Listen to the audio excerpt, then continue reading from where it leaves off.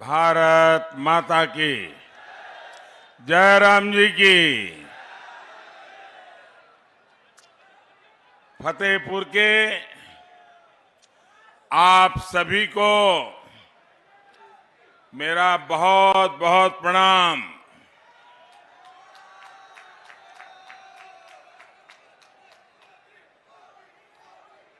कल रात यूपी के कुशीनगर में एक परिवार शादी की रस्म में आनंद उत्सव में था और अचानक एक ऐसा हादसा हुआ। बहुत सी हमारी माताओं, बहनों, बेटियों ने अपना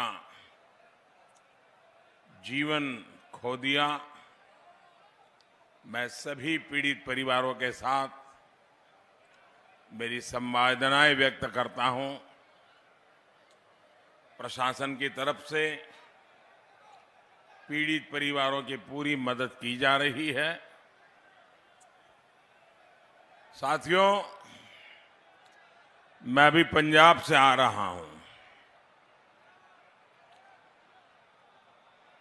मुझे पंजाब में बहुत सालों तक काम करने का अवसर मिला है, लेकिन इस बार मैंने जो पंजाब का मिजाज देखा है, पंजाब के लोगों का भारतीय जनता पार्टी को विजयी बनाने का जो जोम और जुस्सा देखा है, वो वाकई अद्भुत है भाइयों, अद्भुत है। मुझे उत्तर प्रदेश में भी पहले दूसरे चरण में कई स्थानों पर जाने का अवसर मिला और जैसा 2 चरणों में मैंने देखा है, तीसरे चरण के भी कुछ कार्यक्रम किए। मैं देख रहा हूं कि हर चरण में एक से बढ़कर एक ऐसे जनता जनार्दन का समर्थन बढ़ता ही चला जा रहा है। मैं उत्तर प्रदेश के लोगों का इसलिए हृदय से बहुत बहुत धन्यवाद करता हूं। मैं प्रशासन को भी अभिनंदन करता हूं, क्योंकि उत्तर प्रदेश में शांतिपूर्ण चुनाव करवाना ये बहुत बड़ी सौगात है और इसलिए प्रशासन के भी लोग, सुरक्षा बल, सभी अभिनंदन के अधिकारी हैं। आज यहां बांदा सहित आसपास के जिलों के हजारों साथी भी यहां पहुंचे हैं। झांसी, ललितपुर, हमीरपुर, महोबा और रायबरेली से भी हजारों मतदाता टेक्नोलॉजी के माध्यम से वर्चुअली बहुत बड़ी मात्रा में आज हमारे साथ इस कार्यक्रम में जुड़े हुए हैं। मैं दूर दूर देख रहा हूं और जहां हेलीकॉप्टर लैंड किया उसके भी चारों तरफ मैंने देखा, कहीं पर पैर रखने की जगह नहीं है।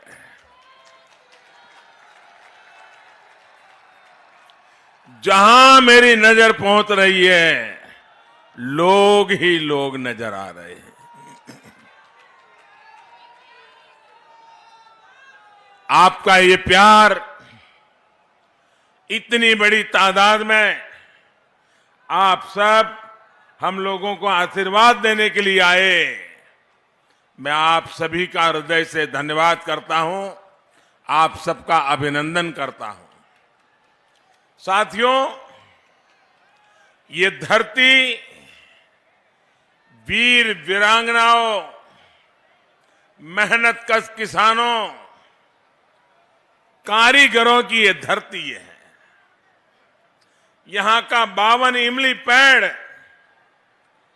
स्वतंत्रता आंदोलन में इस क्षेत्र के योगदान का जीवंत उदाहरण है। आपका जो ये उत्साह है, उसमें आने वाले 5 चरणों के नतीजों की भी एक झलक दिखाई दे रही है। सारे वाद, सारे विवाद एक तरफ और राष्ट्रवाद एक तरफ। यूपी के लोगों ने ठान लिया है कि होली आने से पहले 10 मार्च को ही रंगों वाली होली धाम धूम से विजय की होली मना लेंगे। भाइयों और बहनों, फतेहपुर बुंदेलखंड के क्षेत्र में पराक्रम, वीरता ये यहां के लोगों की नसों में है, खून में है।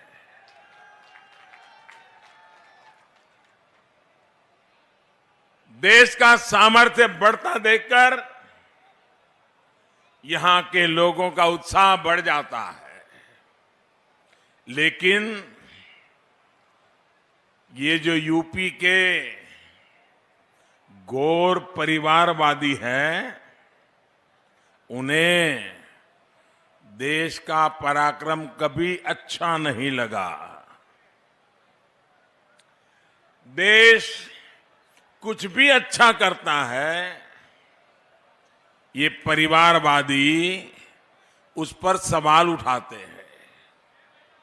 आप देखिए, एक कोरोना की भयंकर महामारी 2 साल हो गए, पूरी दुनिया को अपनी चपेट में ले लिया है, पूरी मानवता को संकट में डाला हुआ है। ऐसी भयंकर महामारी के बीच हम एक एक जीवन बचाने के लिए 2 साल से दिन रात काम कर रहे हैं, कोशिश कर रहे हैं। अब भारतीय जनता पार्टी सरकार में आपके आशीर्वाद से हमें देश की सेवा करने का मौका मिला है। ये भाजपा सरकार देश को मुफ्त टीका लगा रही है, वैक्सीनेशन हो रहा है, घर घर एक एक व्यक्ति को डोज मिल जाए, टीका लग जाए, इसके लिए पूरी मेहनत करती है। भाइयों बहनों, आप सबको टीका लगा है? जरा हाथ ऊपर करके पूरी ताकत से बताइए, टीका लगा है? सबको टीका लगा है? क्या आपसे किसी ने टीके का पैसा लिया है क्या? आपको कोई खर्चा करना पड़ा है क्या? ये भारत सरकार ने आपकी चिंता की है कि नहीं की है? इतने बड़े संकट से आपको रक्षा कवच दिया है कि नहीं दिया है? इतना बड़ा सेवा का काम, इतना बड़ा पवित्र काम, सच्चे अर्थे मानव की जिंदगी बचाने का, मानवता का काम, लेकिन ये परिवारवादी क्या बोल रहे हैं? ये तो भाजपा का टीका है। भाइयों बहनों, आपको जब टीका लगाया तो किसी ने कहा था कि भाजपा का टीका है? अरे तो कोरोना से बचने का टीका है। जब यूपी के लोगों ने इनकी बात अनसुनी कर दी, और कभी कभी तो मुझे लगता है कि टीके से 2 लोग डरते हैं, टीके से दो लोग डरते हैं, एक कोरोना वायरस और दूसरे ये टीका विरोधी लोग।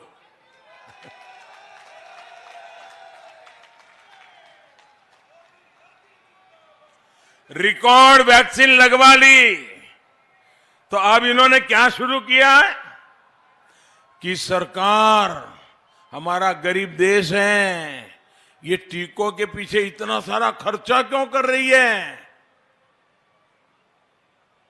भाइयों बहनों, मुझे बताइए, आपकी जिंदगी बचाने के लिए सरकार ने खर्चा करना चाहिए कि नहीं करना चाहिए? खर्चा करना चाहिए कि नहीं करना चाहिए? अगर मोदी कर रहा है, सही कर रहा है कि नहीं कर रहा है? आपकी जिंदगी बचेगी तो मुझे आनंद होगा कि नहीं होगा? मुझे खुशी होगी कि नहीं होगी? आप लोगों ने मुझे इतना बड़ा प्यार दिया, सम्मान दिया, आपको मुझे इतना बड़ा पद दिया, मुझे आपके लिए काम करते रहना चाहिए कि नहीं रहना चाहिए? अब देखिए, ये टीका हमारे देश के वैज्ञानिकों ने कितनी मेहनत करके तैयार किया, लेकिन ये ऐसे राजनीति में लिपटे हुए लोग हैं, ऐसे परिवारवाद में फंसे हुए लोग हैं कि इनको टीके से भी समस्या, योगी से भी समस्या, मोदी से भी समस्या, टीके से भी समस्या। भाइयों और बहनों, भाजपा की डबल इंजन की सरकार पिछले 2 सालों से गरीबों को मुफ्त राशन दे रही है। दुनिया के बड़े बड़े देश अपने नागरिकों की इतनी व्यवस्था नहीं कर पाए।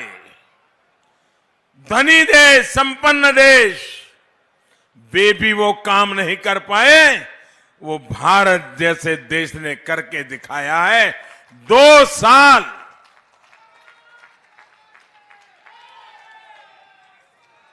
भाइयों बहनों, जब गरीब के घर में राशन पहुंचता है,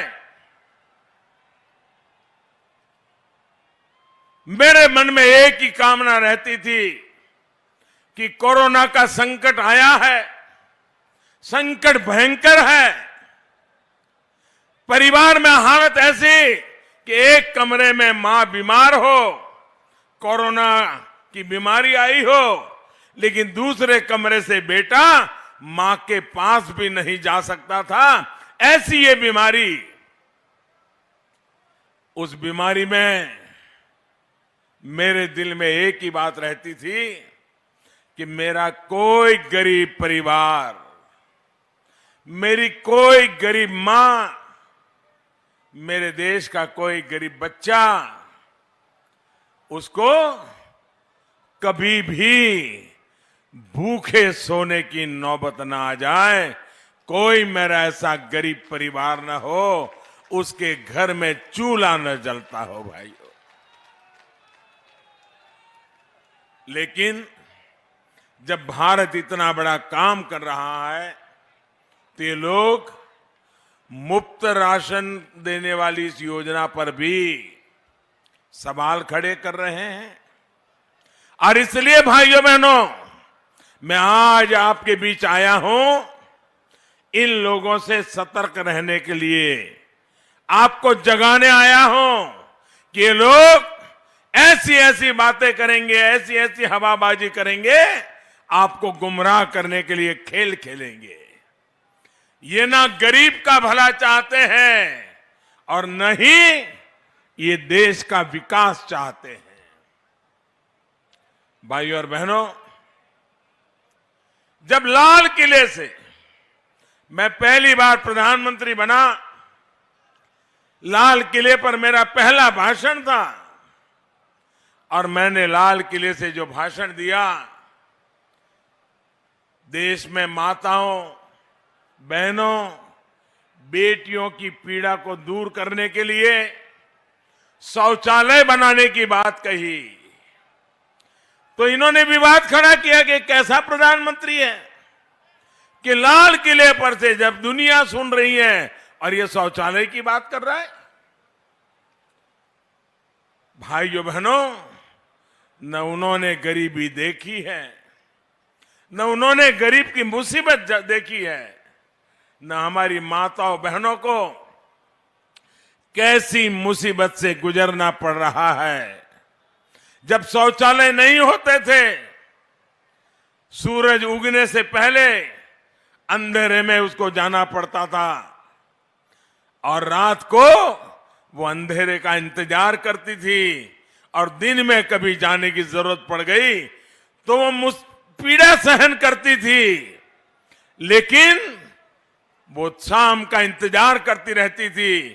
क्या कभी मेरी इन माताओं बहनों की पीड़ा के विषय में किसी सरकार को सोचने की फुर्सत थी क्या? वो ऐसी जगह पे बैठे हैं कि उनको जमीन कभी दिखती नहीं थी। भाइयों बहनों, मैं तो आपके बीच में ऐसे आया हूं, इसलिए मुझे पता है पीड़ा क्या होती है, दर्द क्या होता है, मुसीबतें क्या होती हैं। और इसलिए भाइयों बहनों, जब मैंने शौचालय बनाने का अभियान चलाया, सरकारी खजाना मैंने खर्च करना तय कर लिया। मैंने कहा जिसको मेरी आलोचना करनी है करेंगे, जिसको मुझे नीचा दिखाने का प्रयास करना है वो करते रहेंगे, लेकिन मैं हिंदुस्तान में मेरी माताओं बहनों के लिए शौचालय के अभियान को चलाऊंगा। आज गांव गांव घर घर शौचालय बने और मैं तो मेरे उत्तर प्रदेश की बेटियों का हृदय से अभिनंदन करना चाहता हूं, क्योंकि मेरी उत्तर प्रदेश की बेटियों ने जब ये शौचालय बना रहे थे तो मैं एक स्थान पर खुद शौचालय बनाने के काम में हिस्सेदार बनने के लिए गया था। तो वहां मुझे बताया गया कि हमने तो इसका नाम इज्जतघर रखा है। मेरी बेटियों ने मुझे कहा ये शौचालय सिर्फ नहीं है कि हम बहन बेटियों के लिए इज्जतघर है। जिस प्रदेश में ऐसी उम्दा सोच हो भाइयों बहनों, उस प्रदेश के लिए, उस देश के लिए जी जान से काम करना ये मेरा सौभाग्य है। दोस्तों, मेरा सौभाग्य है।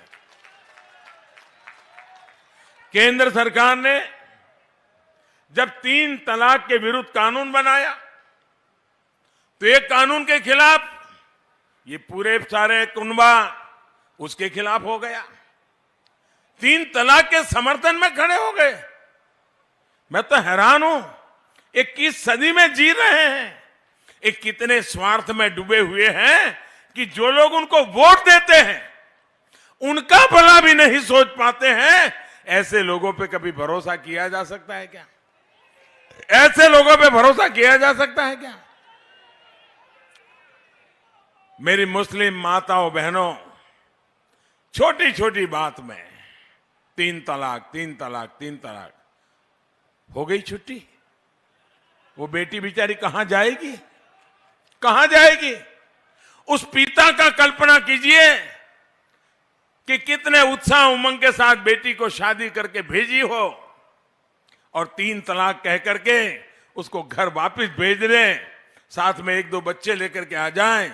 उस बूढ़े मां बाप का क्या हाल होता होगा जिनको ये झेलना पड़ता होगा।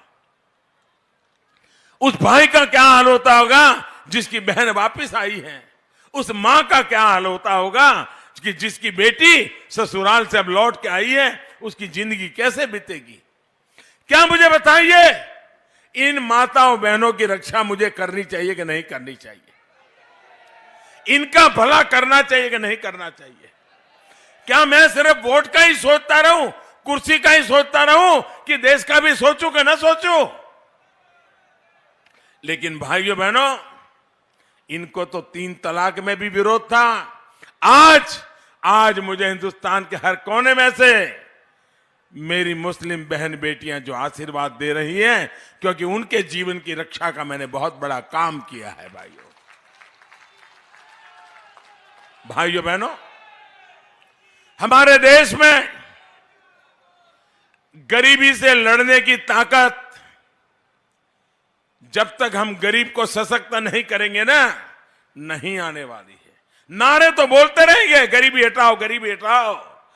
जब तक गरीब सशक्त नहीं होता है, गरीबी खत्म नहीं हो सकती है। और जिस दिन गरीब सशक्त हो जाता है ना, वो भी गरीबी को खत्म करने के लिए हमारा सिपाही बन जाता है। और इसके लिए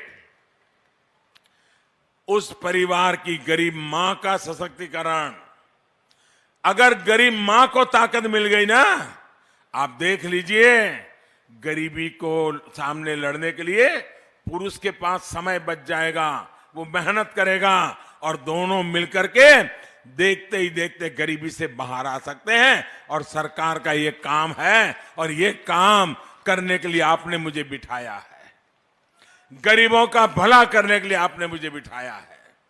भाइयों बहनों को मुफ्त गैस कनेक्शन हो, हर घर बिजली हो, हर गांव तक सड़क हो, पढ़ाई हो, दवाई हो, कमाई हो, सिंचाई हो। गरीब के लिए हम जो भी काम करें, ये परिवारवादियों को, जिन्होंने गरीबों को वोट बैंक बना के रखा था, उनकी नींद हराम हो गई है कि हमने तो नारे दे करके उनको पकड़ के रखा।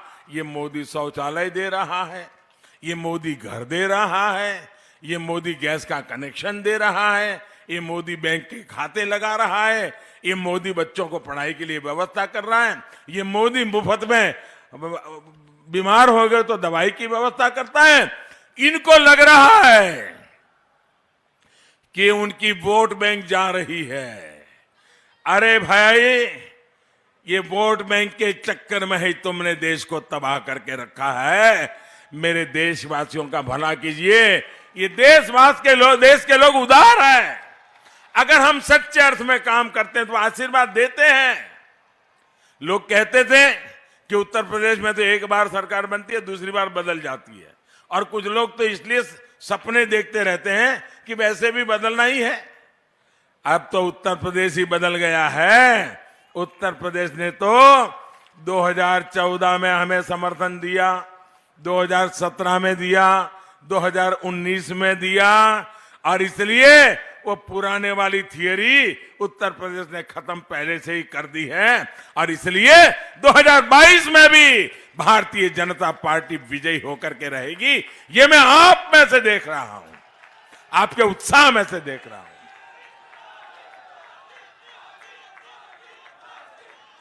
भाइयों बहनों, ये गरीबों के लिए दिन रात मैं काम करता हूं। तो ये परिवारवादी इस काम को छोटा काम बताते हैं। ये आपके लिए छोटा होगा, लेकिन मेरे लिए तो न गरीब छोटा होता है, न गरीब की सेवा छोटी होती है। मेरे लिए तो ये एक प्रकार से पुण्य का अवसर होता है। इनको तो ये भी तकलीफ। मैं कुंभ के मेले में आया, इतना बड़ा कुंभ का मेला था, इतना बड़ा कुंभ का मेला था, लेकिन जब कुंभ के मेले में आया तो दुनिया में कुंभ के मेलन की इतनी बड़ी प्रतिष्ठा बढ़ी थी उसकी सफाई के कारण। उसकी सफाई के कारण तो मेरा मन कर गया, और मैंने जो सफाई करने वाले भाई बहन थे उनके पैर धोए,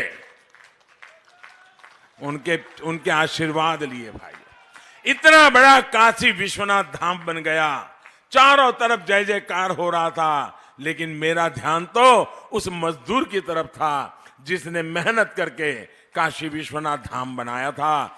तो सारे संत बैठे थे, सारे महापुरुष बैठे थे। मैं उनके पास नहीं गया, मैं वहां चला गया जहां इन मजदूर बैठे थे।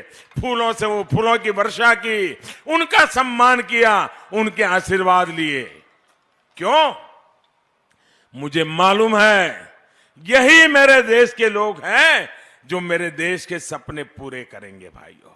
और इसलिए उनके सपने पूरे करने के लिए मैं अपने सपनों को खपा रहा हूं भाइयों बहनों। इसलिए मैं काम कर रहा हूं। आपने देखा होगा आजकल ये लोग आत्मनिर्भर भारत अभियान, उसका भी विरोध कर रहे हैं। ये लोग भारत को अब भी दूसरों पर ही निर्भर रहना चाहते हैं। दुनिया के बाजार में ले आओ और अपनी गाड़ी चलाओ।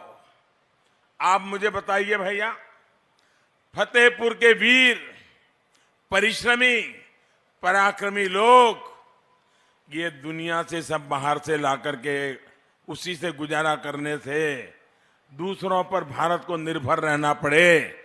आजाद भारत के लिए ये शर्मिंदगी है कि नहीं है? हमें बाहर आना चाहिए कि नहीं आना चाहिए? अरे हमारे पूर्वजों ने यहां बलिदान दिए थे, ये भारत के सम्मान के लिए, भारत के गौरव के लिए। हमें उसको पाना चाहिए कि नहीं पाना चाहिए? और इसलिए भाइयों बहनों, ये देश आश्रित रहना नहीं चाहता। और इसलिए मैंने एक बात की, मैंने ये भी लाल किले से कहा कि लोकल के लिए वोकल होने की, यानी जो स्थानीय लोग उत्पाद करते हैं, हमारे कारीगर जो चीजें बनाते हैं, हमारे किसान जो चीजें उत्पादन करते हैं, हमारे छोटे छोटे कारखाने जो चीजें बताते हैं, उनका हमने गौरवगान करना चाहिए। मुझे बताइए, हमारे यहां जो चीजें बनती हैं उसका हमने गौरवगान करना चाहिए नहीं करना चाहिए? करना चाहिए नहीं करना चाहिए? मुझे बताइए, आपके घर में आपके बेटे को ही अगर आप मान सम्मान नहीं दोगे और आप मोहल्ले वालों को कहोगे कि मेरे बेटे को सम्मान दो, तो कोई देगा क्या? देगा क्या? भाइयों बहनों, अपने यहां जो पैदावार होती है उसका सम्मान बढ़ना चाहिए कि नहीं बढ़ना चाहिए? अब मुझे बताइए, अगर कांग्रेस पार्टी के नेता ये बोले कि भाई स्थानीय उत्पादों को महत्व दो, तो कांग्रेस का कोई नुकसान होने वाला है क्या? अगर समाजवादी पार्टी बोले कि लोकल चीजों का उत्पाद खरीदिए, तो समाजवादी पार्टी का नुकसान होगा क्या? लेकिन मोदी ने बोला तो हम नहीं बोलेंगे। हम लोकल लोग भूखे मर जाए लेकिन हम मदद नहीं करेंगे। योगी जी ने एक काम किया, एक जनपद एक उत्पाद, यूपी के लघु कुटीर गृह उद्योगों को बढ़ावा देने के लिए काम किया। ये गौर परिवारवादियों का जो गिरोह है ना, इस गिरोह को उसके में दिक्कत आ गई, क्योंकि उसमें कटकी नहीं हो सकती है, मलाई नहीं खा सकते हैं। भाइयों बहनों, मुझे बताइए, ये मेरे फतेहपुर का लोहे का सामान हिंदुस्तान भर में बिकना चाहिए कि नहीं बिकना चाहिए? हमारे फतेहपुर का लोहे का सामान, उसका जय जयकार तमिलनाडु में, केरल में, बंगाल में होना चाहिए कि नहीं होना चाहिए? इसीलिए तो मैं कहता हूं वोकल फॉर लोकल। अब मुझे बताइए, यहां का पेड़ा, हमारे यहां का पेड़ा, ये पेड़ा भी दुनिया में मशहूर होना चाहिए कि नहीं होना चाहिए? उसका भी मार्केट बनना चाहिए कि नहीं बनना चाहिए? यहां जो हमारा बेडशीट, क्या ये बेडशीट जो बनती है वो भी हिंदुस्तान के बाजार में बिकनी चाहिए कि नहीं बिकनी चाहिए? यहां के लोगों को ज्यादा काम मिलना चाहिए कि नहीं मिलना चाहिए? हमारे बांदा के सजर पत्थर की कलाकारी को विश्व भर में पहचान दिलानी चाहिए कि नहीं दिलानी चाहिए? ऐसी प्राकृतिक संपदा, ऐसी कलाकारी दुनिया में बहुत कम देशों के पास होती है, जो आप लोगों के पास है, और मैं उसका झंडा लेकर के घूम रहा हूं। भाइयों साथियों, ये हमारा बुंदेलखंड, ये बुंदेलखंड तो अपने खिलौने के लिए, हथकरघा हस्तशिल्प की अपनी समृद्ध परंपरा के लिए मशहूर रहा है। हमारे जनजातीय बहन भाइयों का हस्तशिल्प तो पूरी दुनिया में सचमुच में श्रेष्ठ है।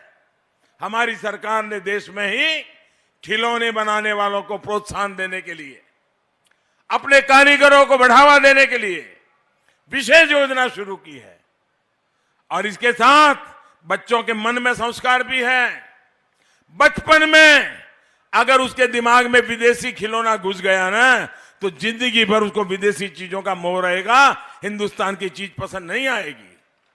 बचपन में वो खिलौने भी खेलेगा तो मेरे देश का खिलौना होगा, मेरे देश के किसी गरीब का बनाया हुआ खिलौना होगा, तब जाकर के मेरे देश की चीजों का सम्मान बढ़ेगा। भाइयों, और इसके लिए जब मैं वोकल होने की बात करता हूं, जोर जोर से हमारी उत्पाद के संबंध में बोलने के लिए कहता हूं, तो ये परिवारवादियों को इसका भी दर्द होता है।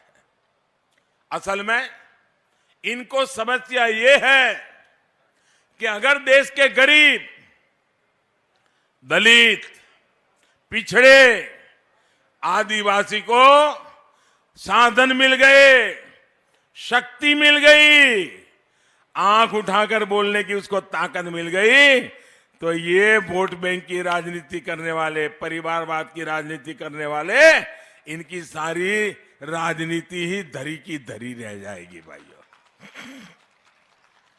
ये कट कमीशन का जो माफिया इन्होंने बनाया है, वो आत्मनिर्भर भारत अभियान से बर्बाद हो जाएगा, इसकी चिंता है। साथियों, फतेहपुर की मिर्च, झांसी की तुलसी, महोबा का देशावरी पान, ऐसे अनेक कृषि उत्पादों के लिए ये पूरा क्षेत्र बहुत मशहूर है। विशेष रूप से छोटे किसानों के लिए ऐसी फसलें सम्मान और समृद्धि देने वाली है। आप बताइए, दशकों तक बार बार ये घोर परिवारवादी यहां सत्ता में आए, इन्होंने इन फसलों के लिए, छोटे किसानों के लिए कुछ भी किया क्या? आज हम बीज से बाजार तक किसानों के लिए नई व्यवस्थाएं बना रहे हैं। किसानों के बैंक खाते में सीधे हजारों रुपये भेज रहे हैं, वरना इन्होंने तो किसानों के नाम पर झूठी घोषणाएं करके अपने परिवार, अपने नाते रिश्तेदारों की ही तिजोरियां भरी हैं। ऐसे घोर परिवारवादियों को अब यूपी की सत्ता के आसपास भी फटकने नहीं देना है।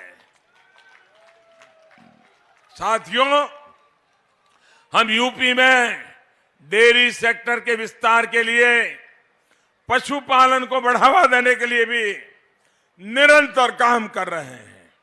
पूरे यूपी में बायोगैस प्लांट का नेटवर्क भी बनाया जा रहा है। जो डेयरी प्लांट है वो गोबर से बनी बायोगैस से बिजली बनाए, इसकी व्यवस्था की जा रही है। हमारा प्रयास है कि दूध न देने वाले जो बेसहारा पशु हैं, उसके गोबर से भी पशुपालक को इनकम हो, अतिरिक्त कमाई हो, इस दिशा में हम काम कर रहे हैं। यूपी में बेसहारा पशुओं के लिए गौशालाओं के निर्माण का काम भी किया जा रहा है।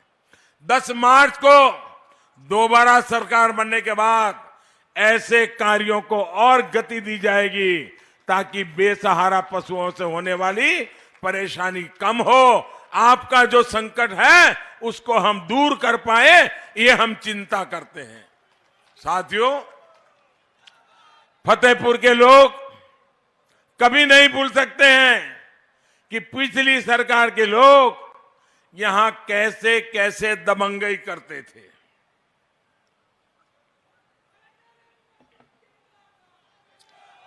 सरकारी जमीनों पर कब्जा, ये यहां पर तो आम बात थी।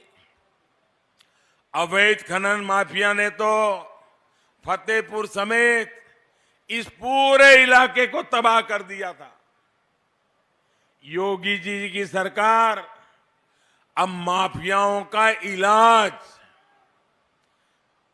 मुझे बताइए, इलाज करना चाहिए कि नहीं करना चाहिए? ये इलाज होना चाहिए कि नहीं होना चाहिए? योगी जी सही कर रहे हैं कि नहीं कर रहे हैं? केशव जी सही कर रहे हैं कि नहीं कर रहे हैं? साथियों, घोर परिवारवादियों ने यहां गन्ना मालिकों के जो दुनिया थी, आंख मिचौली की और गन्ना मिलों को बंद किया।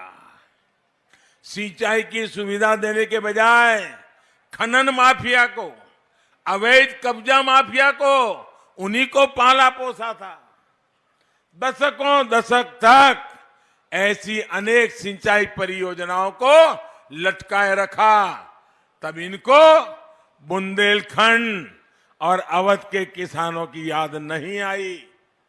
ये हमारी सरकार है जिसने यहां के किसानों की इस तकलीफ को समझा।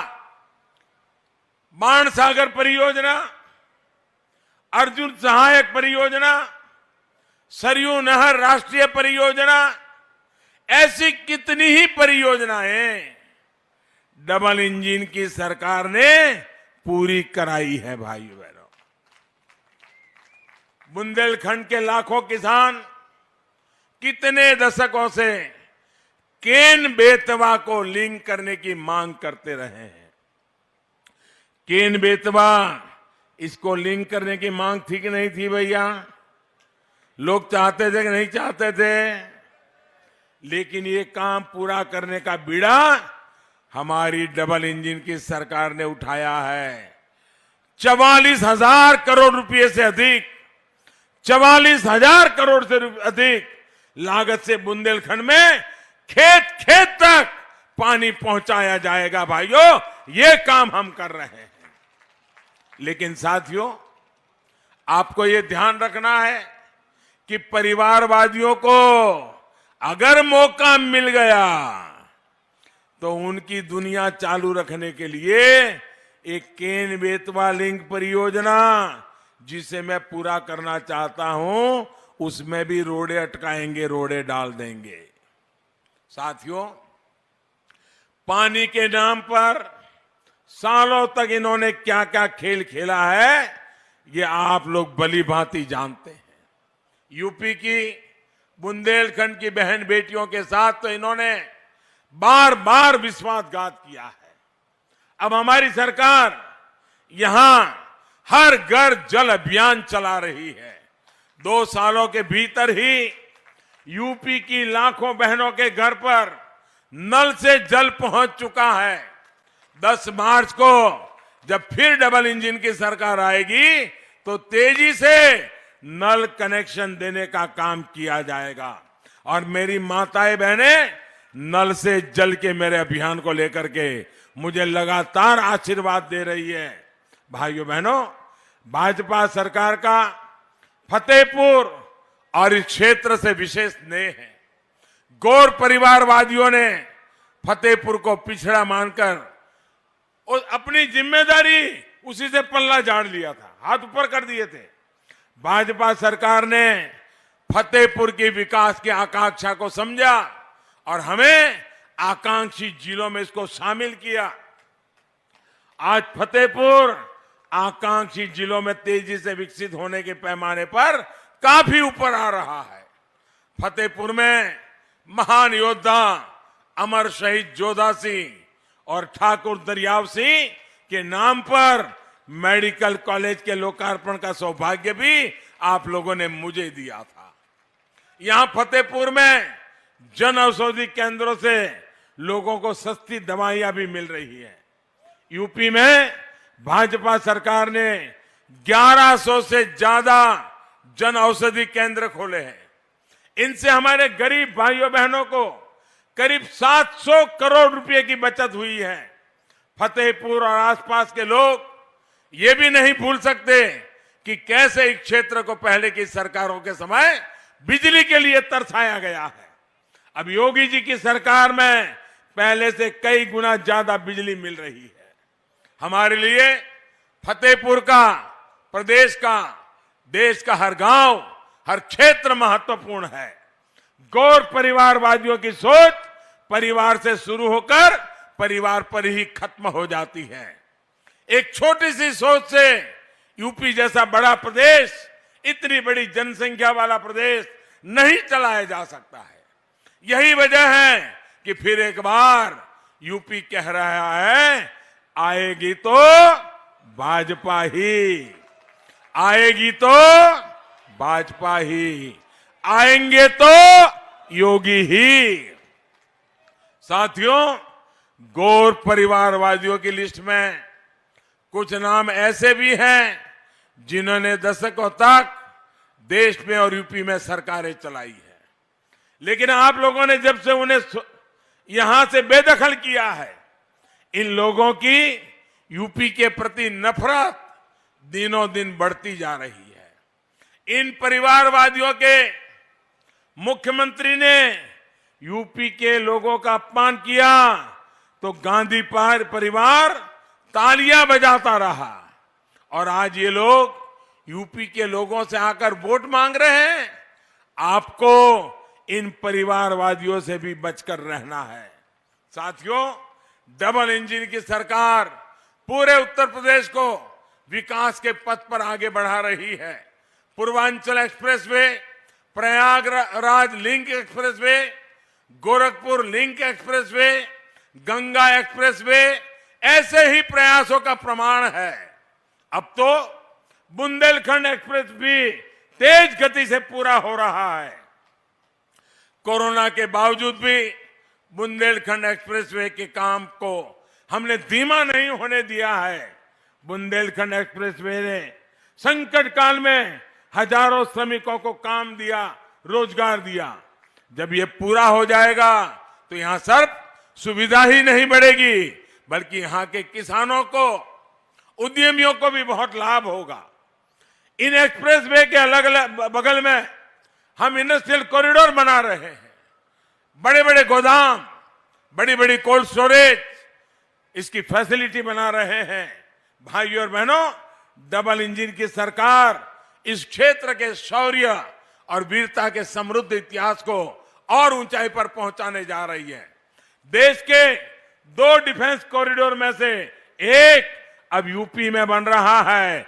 देश की सेना को ताकतवर बनाने, रक्षा साजो सामान में भारत को आत्मनिर्भर बनाने का काम अब ये क्षेत्र करेगा, बुंदेलखंड करेगा। यहां अनेक डिफेंस की फैक्ट्रियां लगेगी। साथियों, अब अवध और बुंदेलखंड के तेज विकास के लिए बदला लेने वाले नहीं, जमीन पर बदलाव करने वाले चाहिए। परिवारवाद को बढ़ावा देने वाले नहीं, पलायन को रोकने वाले चाहिए। सिर्फ घोषणा करके सो जाने वाले नहीं, बल्कि गौर परिश्रम करने वाले लोग चाहिए। इसलिए आपको मैं आग्रह करने आया हूं कि इस चुनाव को महत्वपूर्ण मानिए, मन में ठान लीजिए, सबसे पहला काम करेंगे तो मतदान का करेंगे, बाकी सारे काम बाद में करेंगे। मतदान को हम प्राथमिकता दें, लोकतंत्र के उत्सव को मनाएं। मैं मेरे युवा साथियों को, मेरी बहन बेटियों से विशेष रूप से कहूंगा, आपको भारी मतदान करना है और मतदान कराना भी है। घर घर जाना है, मतदाताओं को तैयार करना है, भारी मात्रा में मतदान करवाना है। इतनी बड़ी तादाद में आप आशीर्वाद देने आए हैं। मैं फिर एक बार आपका हृदय से बहुत बहुत आभार व्यक्त करता हूं। दोनों हाथ ऊपर करके मेरे साथ बोलिए, भारत माता की, भारत माता की, भारत माता की। बहुत बहुत धन्यवाद। सभी उम्मीदवारों से मेरा आग्रह है, आगे आ जाए उम्मीदवार, और साथ में मौर्य जी भी आ जाएं।